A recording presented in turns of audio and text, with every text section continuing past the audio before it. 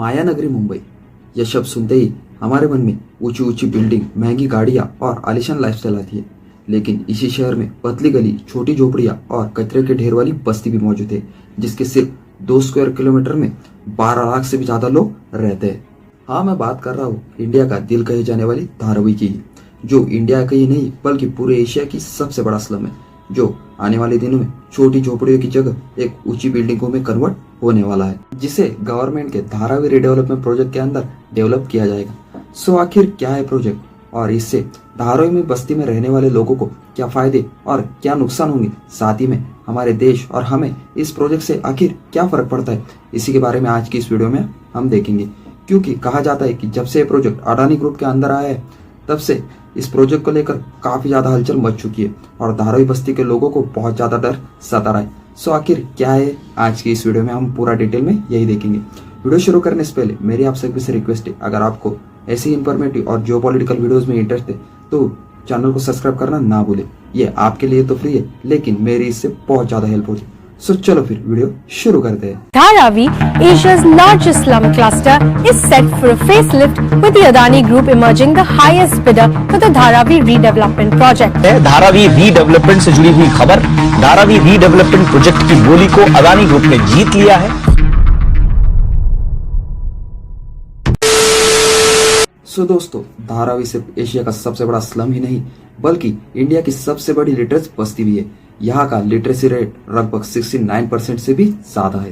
1850 में ब्रिटिशर्स ने बॉम्बे में कई बड़ी इंडस्ट्रीज की शुरुआत की, जिसके कारण लोग रोजी रोटी के लिए बॉम्बे की तरफ आने लगे और इन सभी गरीब लोगों का सबसे बड़ा ठिकाना था धारावी। और ऐसे में यहाँ की पॉपुलेशन बढ़ने लगी और धारावी एशिया का मोस्ट पॉपुलेटेड स्लम बन गया।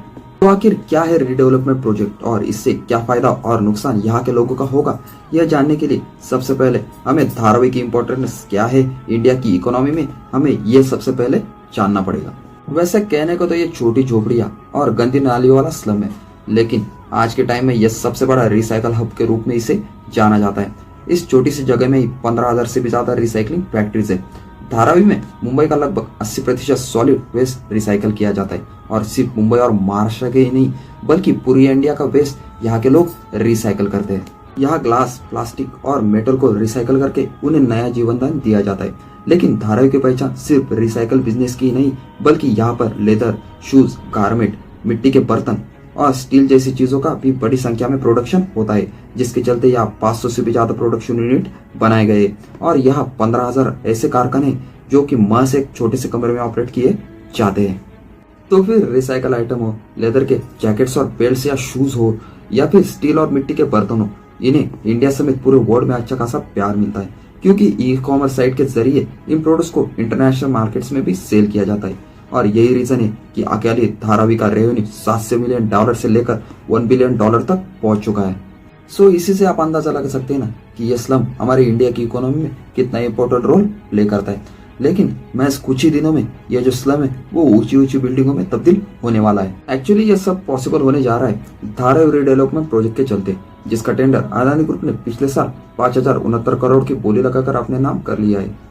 एक तरह से अगर देखा जाए तो इस प्रोजेक्ट का मतलब है यहाँ के लोगों को रहने के लिए साफ सुथरी जगह, अच्छी पानी की कनेक्शन, लाइट और सैनिटाइजेशन जैसी अच्छी सुविधाएं प्रोवाइड करना है।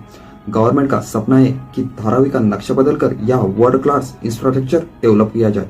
इस ऑक्शन में अदानी ग्रुप के अलावा DLF ने भी बोली लगाई थी, जिसकी बिडिंग अमाउंट 2025 करोड़ रुपए था, जिससे भी डबल बिडिंग करके अदानी ग्रुप ने यह प्रोजेक्ट अपने नाम कर लिया।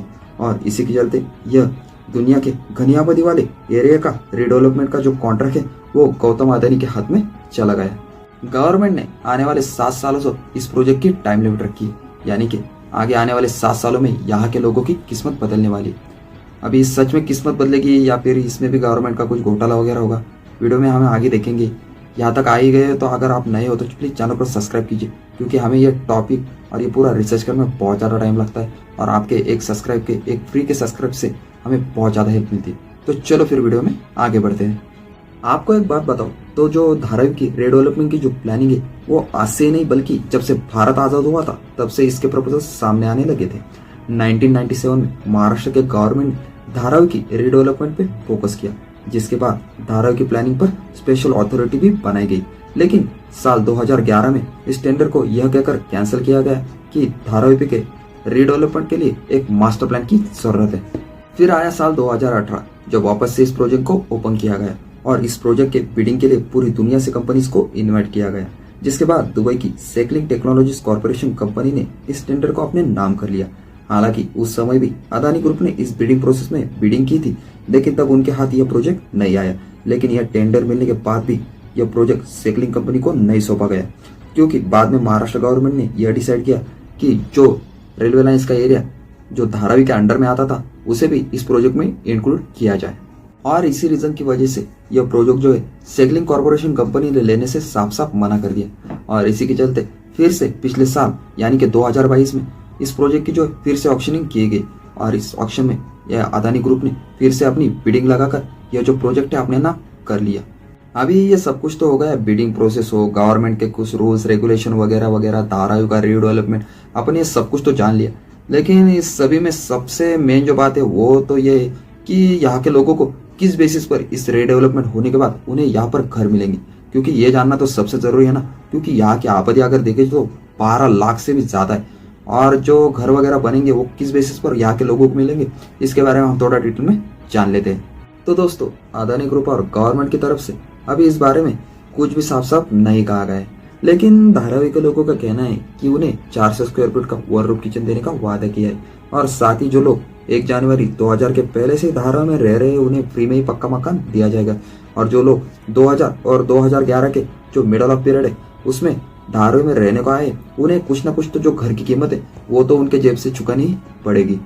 तो सीधा सीधा अगर देखा जाए ना तो इस रीडेवलपमेंट प्रोजेक्ट के बाद उन लोगों का काफी ज्यादा फायदा होने वाला है जिनके पास रेगुलर सोर्स ऑफ इनकम हो, मतलब कि ऐसे लोग जिनका अच्छा खासा बिजनेस हो या तो कोई स्टेबल जॉब कर रहे हो, क्योंकि इस प्रोजेक्ट के बाद उन्हें कोई भी पैसे खर्च किए बिना ही उनका लिविंग ऑफ स्टैंडर्ड पहले से बेहतर हो जाएगा। लेकिन वो लोग जो किराए पर धारावी में रह रहे शायद उन्हें इस प्रोजेक्ट के बाद धारावी छोड़कर यहाँ से जाना ही पड़ेगा। साथ ही में अगर देखा जाए तो इससे वो लोग भी प्रॉब्लम फंस सकते हैं जो कि दिहाड़ी मजदूरी कर अपना गुजर बसर करते, क्योंकि इनमें से बहुत से लोग ऐसे जो धारावी में लेबर का काम करते और इनकी कमाई सिर्फ इतनी होती है जिससे ये 1 या मुश्किल से 2 दिन का गुजर बसर कर सकते हैं। लेकिन जब रीडेवलपमेंट का जब काम शुरू होगा तो इससे जो वहां पर लेबर कर रहे लोगों के जो रोजी रोटी है वो तक छिन जाएगी, क्योंकि उन्हें कुछ काम ही नहीं मिलेगा। और ना जाने आगे चलकर अदानी ग्रुप हो या फिर गवर्नमेंट हो अपने फायदे के लिए न जाने लोगों से जो वादे किए उन्होंने वो आगे चलकर पूरे करे भी या ना करे। क्योंकि कुछ महीने पहले हिडनबर्ग रिपोर्ट ने जो अदानी ग्रुप के खिलाफ बहुत बड़ी रिपोर्ट दी थी, उसके चलते पूरे देश ही नहीं पूरे वर्ल्ड में काफी ज्यादा तहलका मच चुका था अदानी ग्रुप के खिलाफ। अभी इसी के चलते जो धारावी के लोग हैं वो काफी ज्यादा डर चुके हैं कि अदानी ग्रुप के अंडर अभी ये प्रोजेक्ट आ गया है और उन्हें आगे चलकर क्या क्या देखना पड़ेगा। अभी ये वक्त ही बताएगी कि आगे चलकर क्या क्या मोड़ इस रीडेवलपमेंट प्रोजेक्ट के अंडर आने वाले हैं। ऐसी एक कंपनी है जो लोगों के बीच में काफी ज्यादा अच्छी बनकर रह रही है, लेकिन उनके पीठ पीछे कैंसर जैसी खतरनाक बीमारी फैला रही है। अभी ये कौन सी कंपनी है जिसके बारे में हमने इस वीडियो में डिटेल में बताया, जिसकी जो लिंक है मैं डिस्क्रिप्शन में डाल दूंगा, please check out the link. And I hope कि आप सभी को ये वीडियो अच्छा लगा होगा। आपकी इस जो पूरे रीडेवलपमेंट प्रोजेक्ट वगैरह धारावी में होने वाला है उसके बारे में क्या आपकी राय है मुझे प्लीज कमेंट आउट कर बताइए। और वीडियो अच्छा लगे तो वीडियो को लाइक कीजिए, और अगर आप चैनल पर नए हो और आपको ऐसी इन्फॉर्मेटिव वीडियोस में इंटरेस्ट है तो प्लीज चैनल को सब्सक्राइब कीजिए, क्योंकि ये आपके लिए तो फ्री है लेकिन मुझे इससे बहुत ज्यादा हेल्प मिलती है, इसलिए प्लीज चैनल को सब्सक्राइब कीजिए। And thanks for watching.